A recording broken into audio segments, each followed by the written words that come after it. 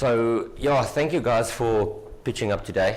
And I want to introduce myself. My name is Johan Eltz, and this is Michael Ray. He is from Germany. You can introduce yourself. You just did that, right? Yeah, so Michael Ray, I'm the CEO and co-founder of Tymlez, and I will talk about Tymlez in a few minutes. Yeah. And yeah, so thank you for being here and helping me going through this awesome presentation. And what I want to talk to you guys about is container service platform, but also what it means for you to understand how blockchain can actually fit into the whole environment, understanding what it can do. But Michael will talk about that and what they're doing around their offering sitting on top of container service platform.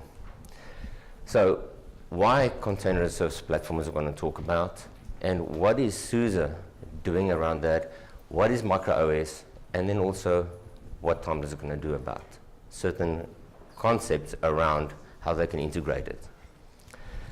So why container as a service platform?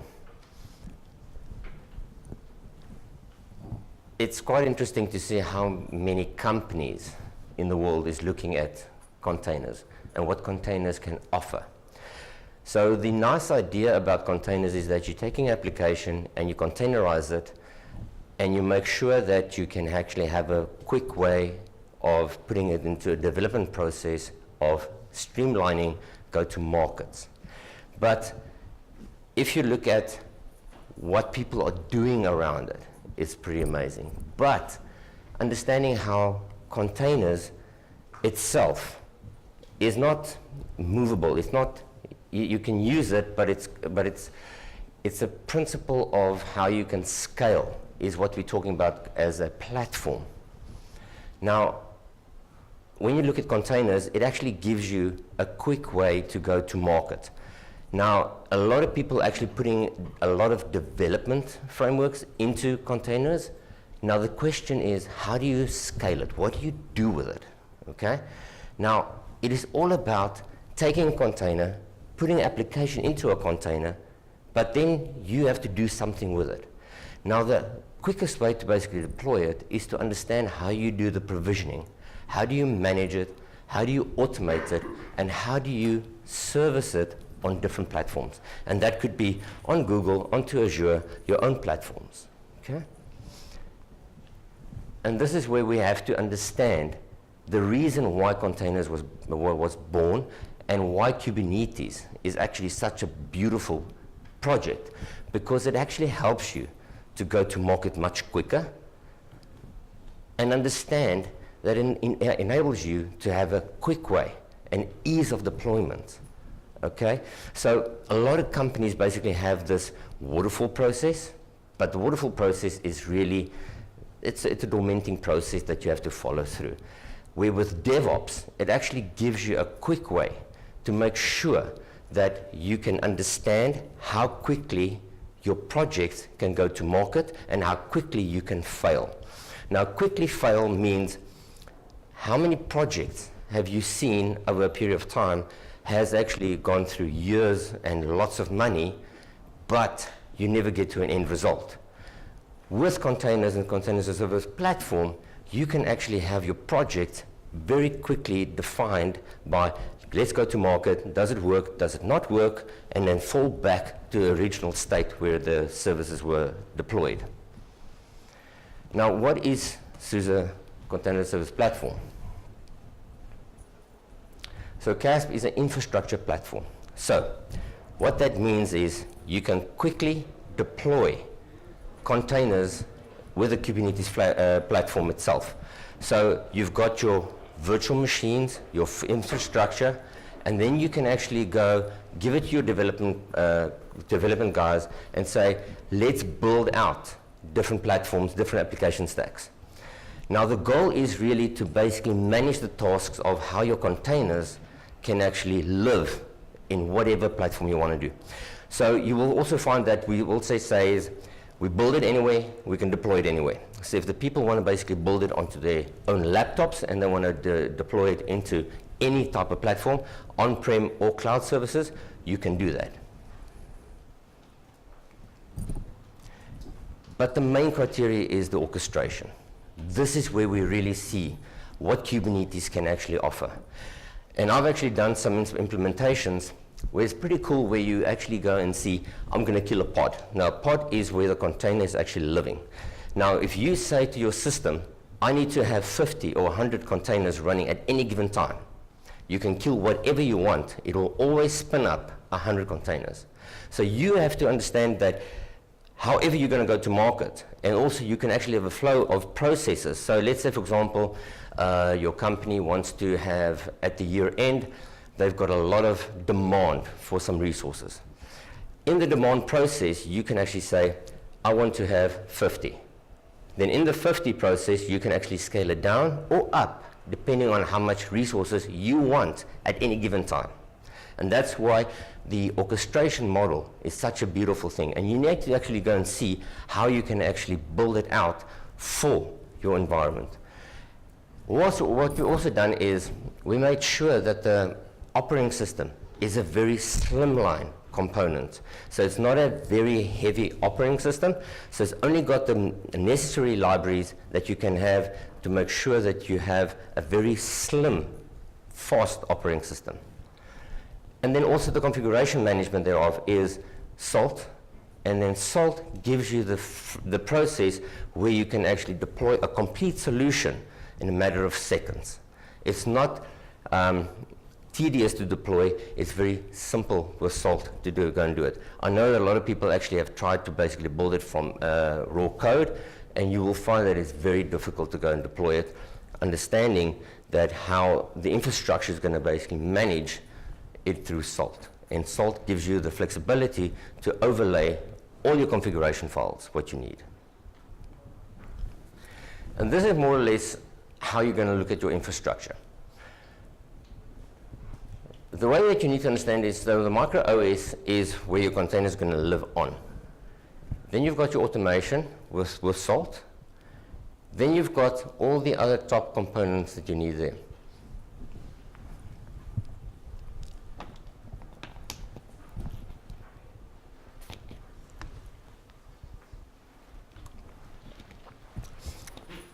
Now you can actually decide in your Kubernetes framework that you've got stateful and stateless containers. If you want to have persistent storage, you can actually define it by NFS or SES. Now SES is actually Ceph, and Ceph gives you a scalable solution on storage. Then your networking is built in. Your registry is very important. Now some of you might have actually played with Docker and actually go and do a Docker pull of a container, but the thing is, these containers that people build into the community, you never know what code is in there. So if you're going to basically decide what you want to basically have in your environment, you need to build your own registry. Now with CaaS, you get a registry, you can actually give it to your development team, and they can check their own code into the registry. And then they can go through the whole life cycle for the business, understanding how they can basically trust what code has been developed and inserted into the container.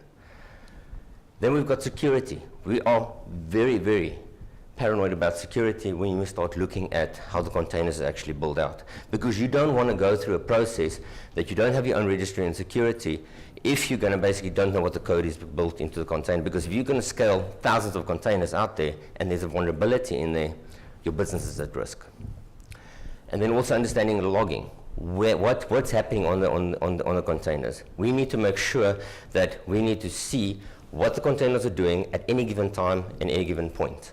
So you have a complete log analysis of what the containers are doing.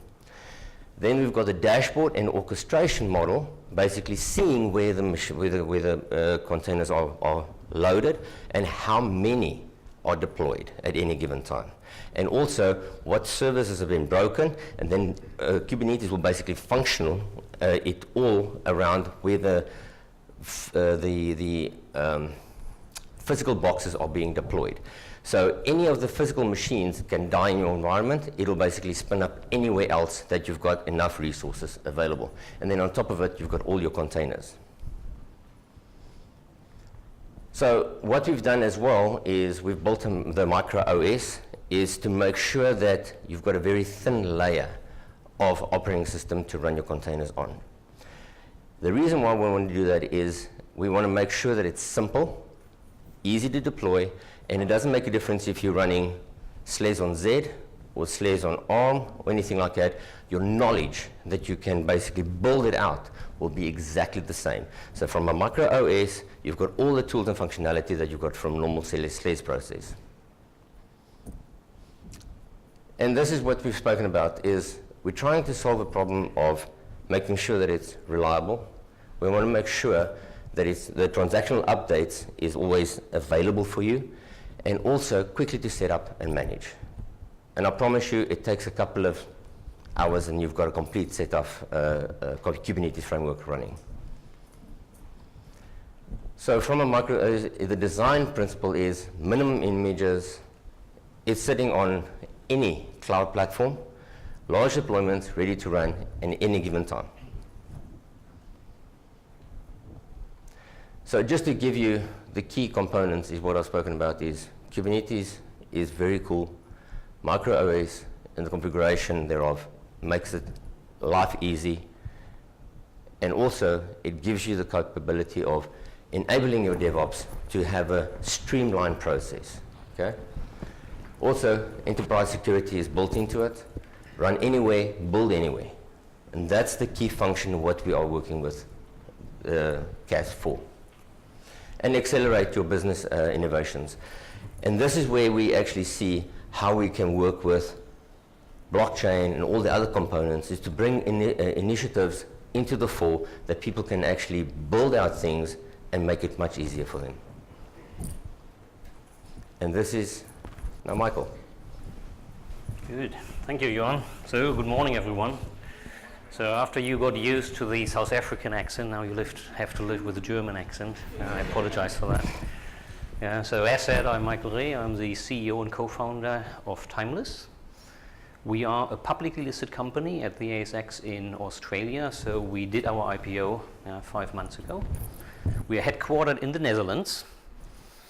We are 36 developers, basically, and have 60 nationalities in our team. So, quite global, quite global. So, our mission is basically to bring the blockchain to the enterprise. So, before we talk about that, maybe a quick check here in the room. How many of you guys know blockchains? How many of you guys have done a development project on top of blockchains? So, we are 1.5. Yeah, so this is quite common. Yeah, so we have to do a lot of education, especially to the C-level as well as to the business. Yeah, because many customers do believe that the blockchain is illegal. Why? Yeah, because everyone knows Bitcoin, and Bitcoin, quite honestly, is the largest scaled blockchain application. Yeah, so Bitcoin is an application. Bitcoin requires the blockchain, but the blockchain doesn't require Bitcoin. Yeah, and you can build other applications on top of that. Yeah, and today I will show you a few examples of stuff we have done. So this morning you have heard very often this term about the digital transformation, right? And I'm pretty sure that every one of you has a digital agenda somewhere in the company or with your clients. The good news is that it's no longer a question whether the digital transformation, the digital revolution or evolution, or however we call that, is going to happen or not. The main question everyone has is, how do I stay relevant? And everyone wants to stay relevant. And why is that? Yeah, there are different kind of factors popping up. Yeah, we are living in a world of an unprecedented speed of change, especially in technology. So new technologies are coming, and suddenly the business has questions. How can I make use of that? What do I need to do in my business process to adapt to those new technologies? There's a generation which we call the Generation Y. Yeah, so I have 2 generations kids at home, 25 years, 22, and then 12 and 10, which is quite interesting. Because they see the world completely different. They are growing up with these new technologies, right? Yeah, but That generation Y is asking questions. Why is it that companies are making money with my data? And how many data breaches have we seen in the last couple of, let's say, 4 weeks only? Password leaks, data being misused, and. Yeah, and we see this transformation in the industry where companies which do have silo approaches right now of data, going away from that. Yeah. These are my data, but the enterprise is hosting that. And I will give you an example later on what one of our clients is doing in that space. Yeah. But because of all these changes which we see, companies are asking questions around their business models. Can I get disrupted? Can I be the disruptor? How easy is it to be the disruptor in a certain industry? Yeah, and then finally you get back to there's reality. And the reality, it's all around there are existing investments. There's hardware, there's software, there are people. So now, how do you deal with all these challenges which are coming up? Yeah, and there's one of those problems which Gartner calls the two-speed IT problem. There was a system of record, which is an SAP system. It's an Oracle system. There's a Microsoft Dynamics system. But those systems have not been built to deal with the new technology. So therefore, you have to have something which is called a system of innovation, which is a sidecar where you start deploying all these new systems, and then you need to interface them. Yeah? And all of that means finally for customers, they have to ask themselves serious questions. How do I deploy these new technologies in my system landscape? They are not disconnected, you want to interconnect. How do you do that? Is that my core competency? Can I build it on my own? Do I have the skill sets about cryptology? It's cool, I want to do it, yes. But can I do it?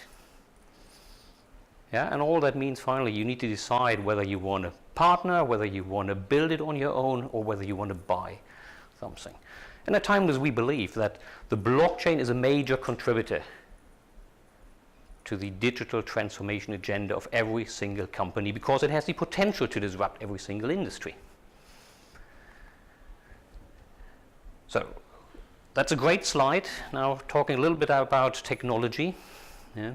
That slide was a definition being done by Vitalik. Vitalik is the founder of the Ethereum network, well known in our space, and he was the first guy who has done a definition around different kind of blockchain networks. What you can see on the left-hand side is what is called a public network, also well known as Bitcoin. Yeah, this is where you have anonymous resources. Anonymous resources means we don't know who is providing the hardware, we don't know where the software is coming from, and we don't know who the participants in the network are. So basically everything is anonymous. Very scary. But there is software in place which is mitigating that risk, and that is called the consensus protocol. Yeah, so if you go back to the definition of what the blockchain is, then the blockchain is a shared, secure, distributed ledger of information. Yeah, there are multiple sources of your data being distributed in a network, and it's not necessarily meant to be a distributed database. A distributed database is different. Yeah, we use peer-to-peer connectivity to distribute records, yeah, from nodes to other nodes, and it's not being built into the database itself. But now this is where the concern comes. So if you run a business and you want to leverage the blockchain, do you want to post all your information about pricing, a sales order, a purchase order, publicly on the blockchain? Now obviously, no, you don't want to do that. Yeah, so this is why you get into other types of networks, and there's a need for that where companies are saying, for various reasons, we want to run a private network. And this is what we see where companies start building up blockchain projects just based on a POC. I want to learn. I have no idea what it means legally. My lawyers. In Germany, we have unions. What are they saying, yeah, to the blockchain? Finally, it's all about the business. What's the impact to the business here? Yeah. So this is where the nodes, what we call the validation nodes, where the consensus, yeah, is being done. All these nodes are being hosted behind the firewall in your data center. And obviously, if you want to start sharing data with your business partner, you might get to the point where you say, hey, let's set up a consortia of nodes where some of those data and nodes are being operated by me and some by my business partner. And then you run those nodes together. So that's basically what a consortia chain is. So you might have heard that 90% of most blockchain POCs are not being successful. Why is that? Yeah, there's great technology out there and it's very easy to build an application, very easy. But what's the value of that application to the business if it's not addressing a very particular business problem? What's the impact of that application for various different parties in an enterprise? There are the IT guys. And they are saying, oh, we have already an identity management system. Connect that to my LDAP or have an Active Directory server somewhere. This is where my email addresses are. What am I doing with my keys? So the keys are very fundamental to declare and prove ownership in a network. Where do you store these kind of keys? Maybe you have heard that 25% of all bitcoins are not accessible anymore because people have lost their keys. Right? If you take that forward, and this is now my times at SAP, when you lose your password, you forgot your password, come back from vacation, what do? Pick up the phone, call IT, give me a new password. I've lost my RSA card, I get a new card. But that is not so easy now in that new world. So how do you deal with that? If you think about that, there is a CRM system, and that CRM system has data. There's customer data, there's revenues, there are tons of information in that system. Do you want to start replicating that in order to make use of that data in a blockchain application? No, you want to have an integration with your data. We believe that the blockchain is a natural extension of business processes in an enterprise. And there are great benefits in that space. So this is why you need to start thinking about not only the blockchain project on its own. What do you think if we have a project, and let's say the project is 100 days of effort, covering project management, coding, end user training. How much of that work is related purely to the blockchain technology?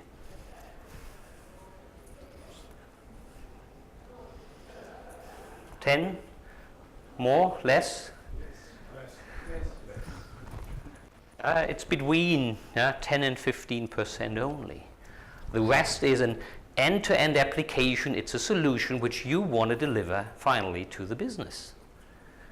So this is why think deeper when you think about a blockchain application. It's not only the blockchain technology which is relevant. It's the end-to-end solution, making sure that everyone in the enterprise feels comfortable with it. So this is where we are getting into the value proposition of what Tymlez is doing. As Johan mentioned, we are running on top of CaaS, and I will talk about that in a second. But basically, you need more than just the technology as we have seen. So the Tymlez platform, TBSP, the Americans call it the tablespoon, TBSP. It's all about the accelerated development, the accelerated deployment, and finally giving you a much higher return of investment because it's all pre-packaged. So when we get into that, you see here we have pre-configured development environments. How fast do we bring your developers up to speed? And I would argue that an end-to-end network is up and running in 5 to 10 minutes only on multiple machines. That is fast, and you have the first application working. We use development standards, so the programming language we use in order to build applications. It's all based on JavaScript, it's based on HTML and CSS. So there's really nothing your development team needs to learn new. It's all industry standard. We have scaffolding tools, so you can quickly generate applications from very simple applications up to very smart, very complex smart contracts, where we have escrow conditions as an example, up to visual modeling tools. And I'm not a big fan of coding. So Tymlez has a meaning for us, so it's not only a name, but these kind of programming languages are coming and going. But it's very difficult to keep up with technology. What are we doing if programming languages like JavaScript or Python or Go disappear? What are we doing with your investments? Do it again, right? It's not a very good approach. So this is why we believe into modeling and domain-specific languages to help you guys. Talking about the deployment, so the entire stack, and there were multiple Docker containers here, which are relevant for a blockchain solution, can be deployed via Kubernetes. I guess everyone is or is not familiar with Kubernetes. So as Johan has explained earlier, we deliver Docker containers. They finally get deployed by your, call it the DevOps team for the time being. There were Helm charts available in order to standardize your entire deployments and log that. The entire environment is running on different kind of cloud providers where compute is being provided. And then on top of that, you can run everything on SUSE CaaS, and that is our preferred way. So by the way, also I haven't shared that, Johan, but the entire development, everything what we do, our production as well as a DevOps process is leveraging CASP. So GitLab. Good, and then you get back to the what we call the two-speed IT problem. How often are you running into that situation that the business has a great idea? I want to have that feature, I want to have this done. And IT comes back, I have no capacity, we can do that in 2 or 3 months' time.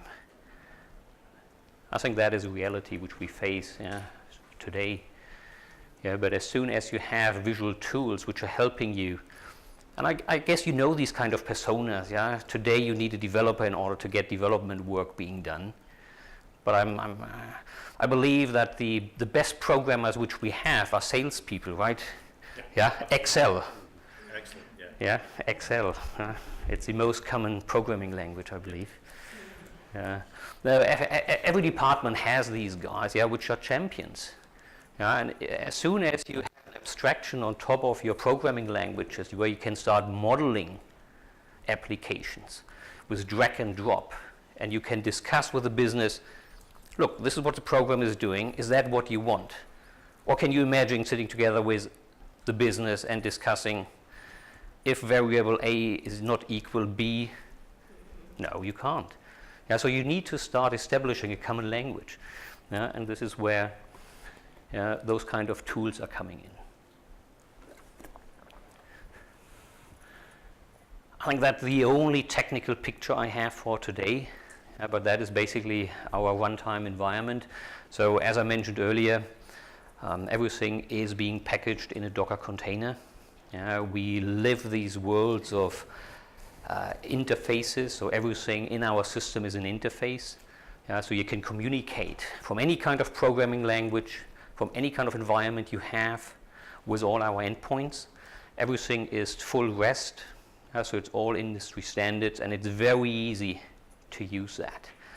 So now when you talk about some of the business cases, the use cases of blockchain, and you will see that in a sec, then the first one is all about record management, logging of information in the blockchain and leveraging the capability of immutability, so that at any given point in time I can prove that was the contract you have signed and not this is the contract you have signed.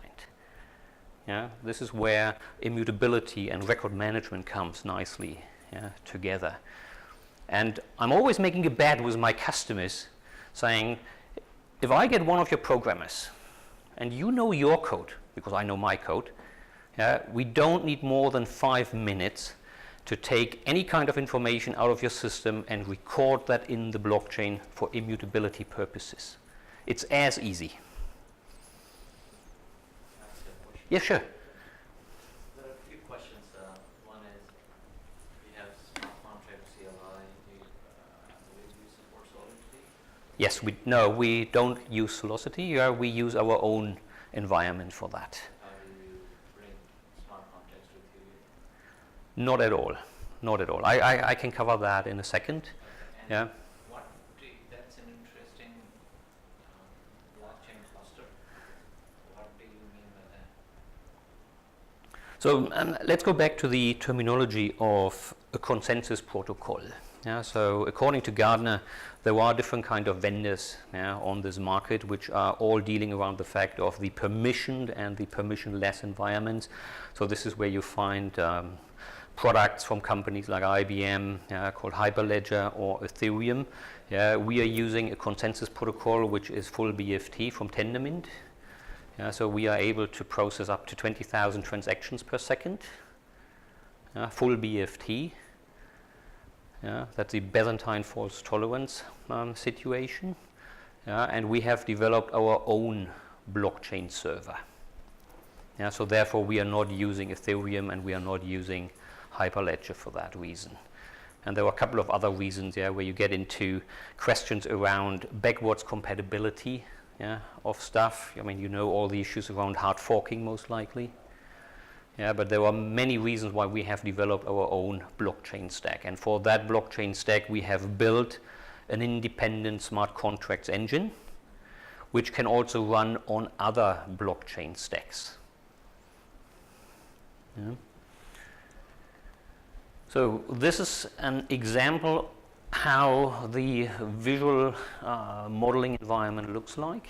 It's an open source component. Originally being developed by IBM, being contributed to the open source community. And basically, these kind of things you see on the left-hand side are called nodes, and each node does one specific thing. It can be on a very high level to post something to the blockchain, but it also has control information about an if, about an else. It can tweet very easily. And you basically take those kind of nodes, drag them onto the canvas, and then you connect one node with another node. So it's a kind of a flow-based programming, where you decide first you do this, then you do that, and then you do that. The interesting thing is that everything which is behind those nodes cannot be changed by the developer. So from a QA point of view, there's always predictability because we exactly know what the outcome of the code is, and the developer can't change it. And now you can imagine how that is speeding up the developments on its own. And the entire stack has been built from the ground up with extensibility in mind. So one of my core businesses at SAP was the OEM business. So a lot of those learnings have been applied for the stack, so that you, partners as well as customers, you can build your own IP, and you want to do that.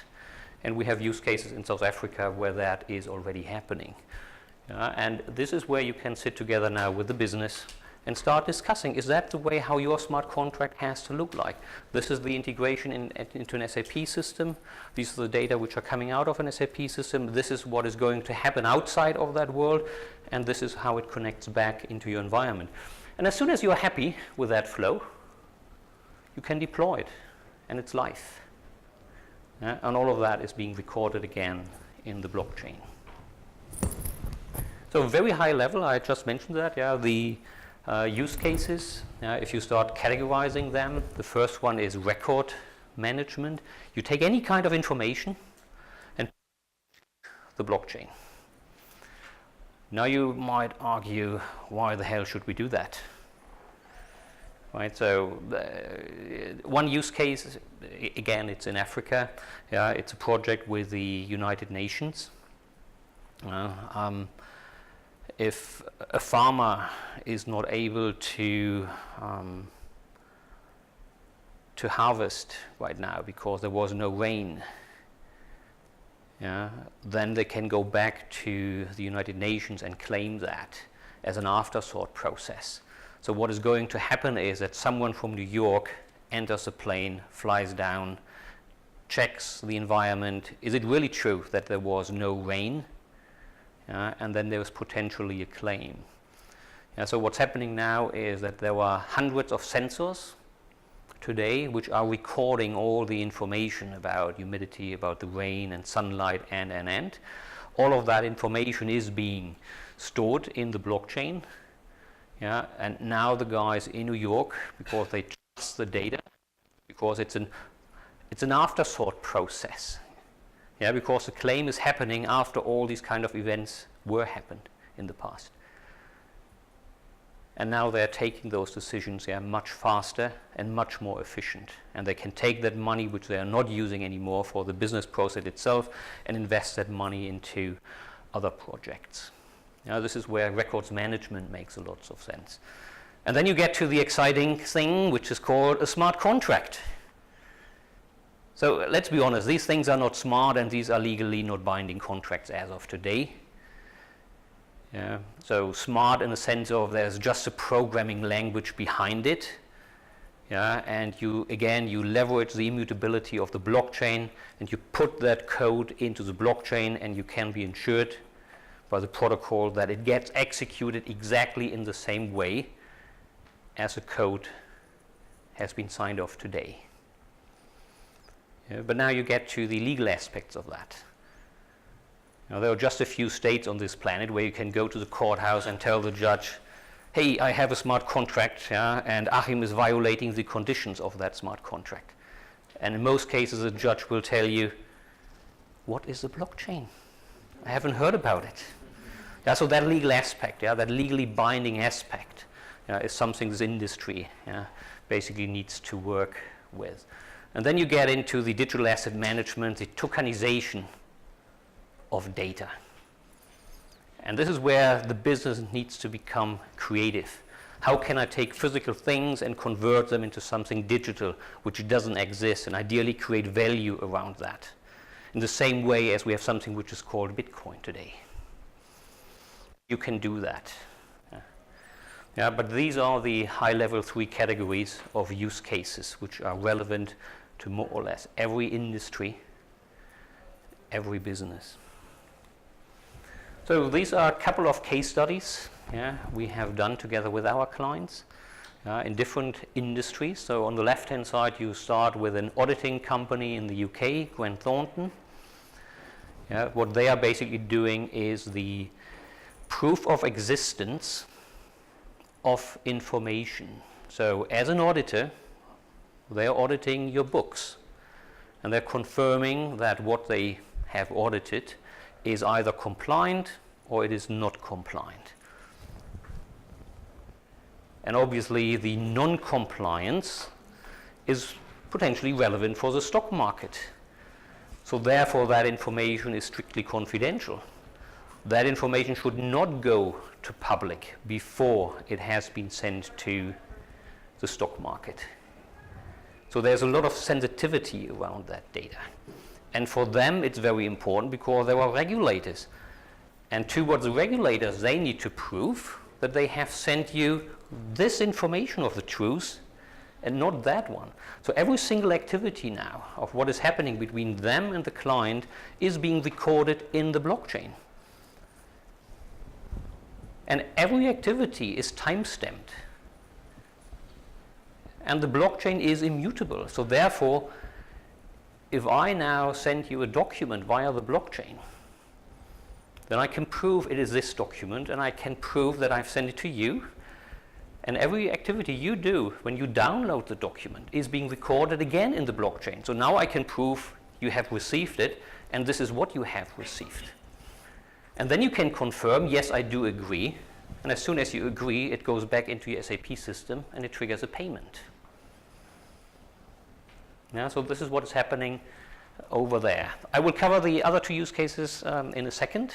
Yeah. Then we get back to Leondrino. Leondrino is an exchange in Germany. It's a tokenization exchange, something similar to cryptocurrencies. And they have built the entire exchange on top of our platform.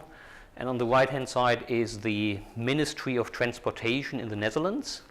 This is where we do track and tracing of hazardous goods from the origin through the transportation company, cross-border to potentially the waste company. Yeah. So Nicolab. Nicolab is interesting because it brings two different aspects together, the blockchain as well as AI. Yeah, so what those guys are doing is that they have, call it a piece of software, which is AI, and it is supporting doctors at hospitals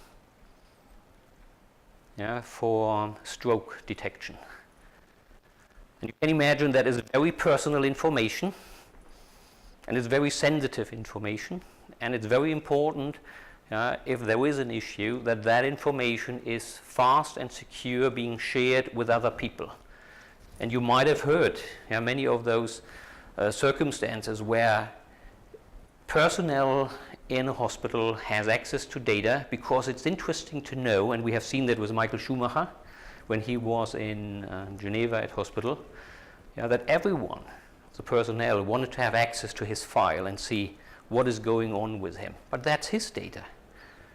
It's personal. So now you can start leveraging the blockchain to secure data, and it is the patient who gives access to the different doctors.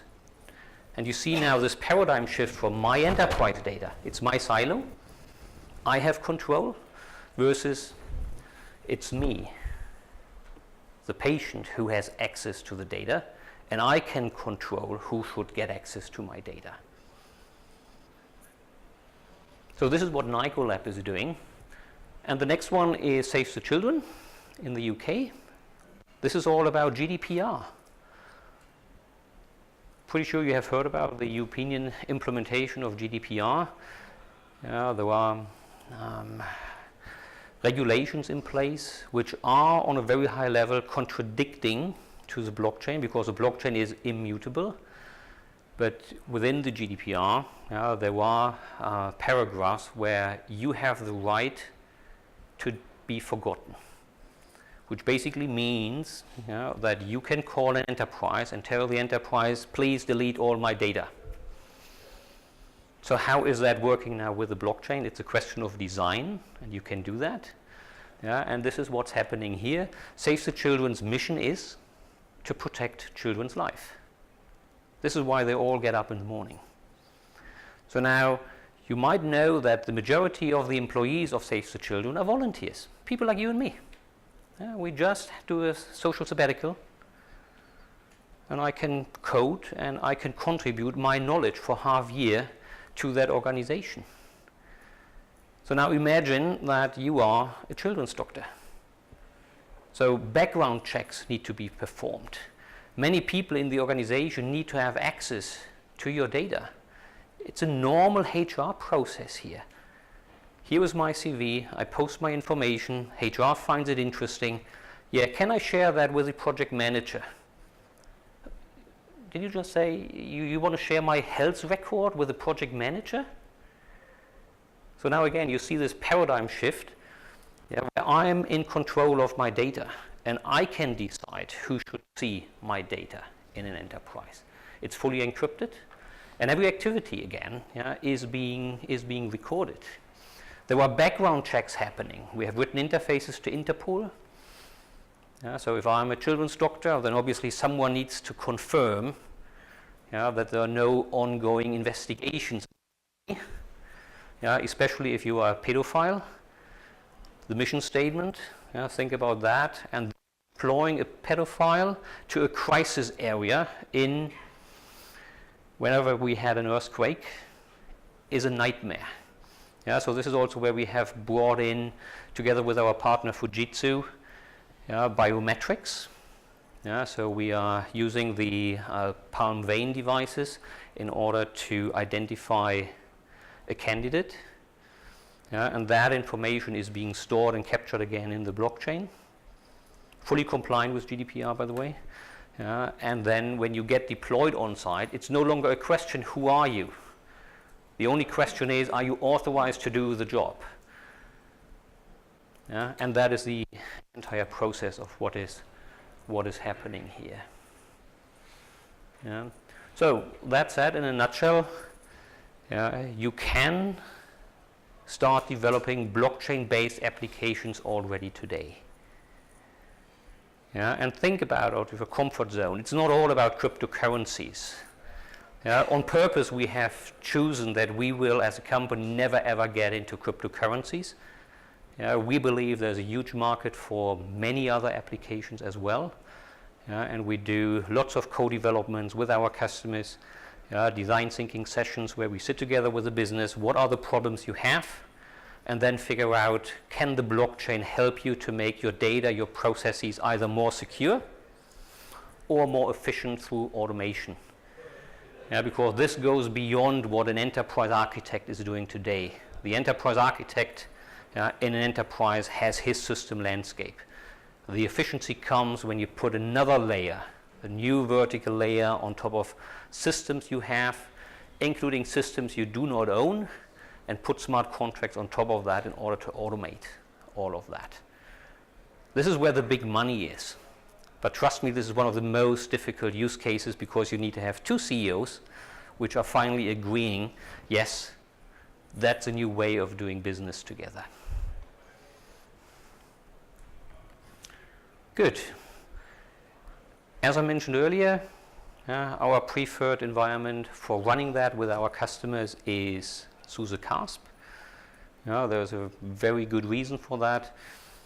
Most companies need to learn how to run a blockchain project. So now you get back to the compute. Where is that compute? We recommend to our customers that you need to have 3, 4, or 5 validation nodes available. So you can spin up those environments in the cloud very quickly. But then there is no login, because at a later point in time, when these things are moving closer to production, most customers are moving these environments closer to their system of record, which in many cases is behind the firewall. And this is what you can do easily with CaaS. Good. That's it. Are there any questions? Good. Then I want to thank you for your time, and enjoy the rest of the day and a successful SUSECON. Thank you.